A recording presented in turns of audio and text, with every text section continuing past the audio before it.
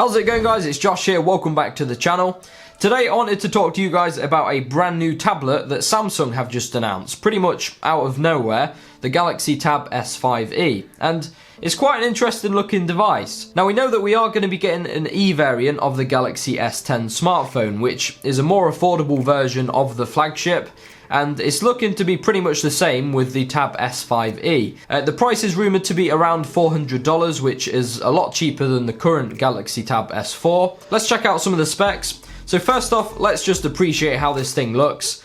To be honest, it does look a bit like the iPad Pro, but I mean, that's not a bad thing. They've gone for a polished metal unibody design rather than the glass used in the Tab S4. It looks super sleek and will probably be less slippery as well. The bezels are looking noticeably slimmer than the Galaxy Tab S4, and it's wafer thin as well. It's 5.5mm. That's like thinner than an iPad Pro. It weighs 400 grams, so it's quite a bit lighter than the Tab S4 too. I mean, 5.5mm thick and only 400 grams. It should be a really nice tablet to hold. It is Samsung's thinnest and lightest tablet. It's got a 10.5-inch screen with an 82% screen to body ratio, so it should be an immersive viewing experience. And the screen itself is a 2560 by 1600 Super AMOLED display with a pixel density of 287 ppi. Samsung Super AMOLED displays are well known for their great contrast and brightness, so I mean, it should be a great tablet for media consumption. They've played it pretty safe with the colours. We can choose from black, silver or gold, but again, they all look really sleek and fit in with the whole minimalistic styling.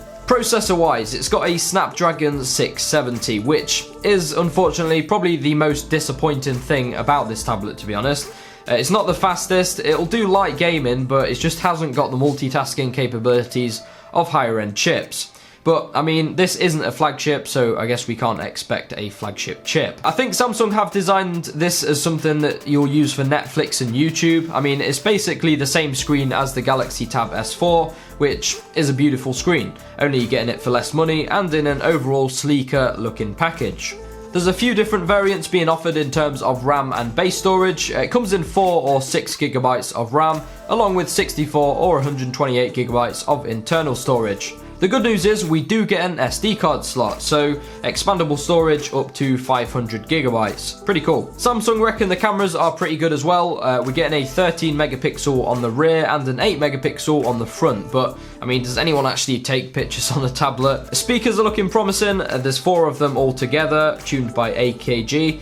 And it's got Dolby Atmos as well, which is nice. I look forward to hearing how loud they are. We get a fingerprint scanner on the power button. It keeps the rest of the device looking clean and looks to be in a fairly convenient location. And it's going to have face unlock as well, so take your pick. Combine all of that with a 7040 mAh battery that supports quick charging and 14.5 hours of video playback, and we've got a very promising looking device. It will be running Android 9 Pie along with Samsung's new One UI, which, to be honest, I've heard mixed opinions about. Hopefully they'll iron out some of the problems that some of you guys seem to be having.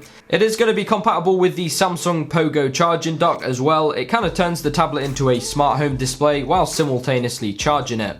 It's going to be Samsung's first tablet to feature, wait for it, Bixby 2.0. Wow, yeah. But thankfully they've decided not to put a dedicated Bixby button on the side, so good move, Samsung. So yeah, that's most of the notable features. Obviously the Samsung Unpacked launch event is literally right around the corner, so we'll no doubt see more of this tablet then. But I mean, at this price point, I reckon this will probably appeal to a lot of people. It's expected to be available sometime in April. We'll have to wait and see.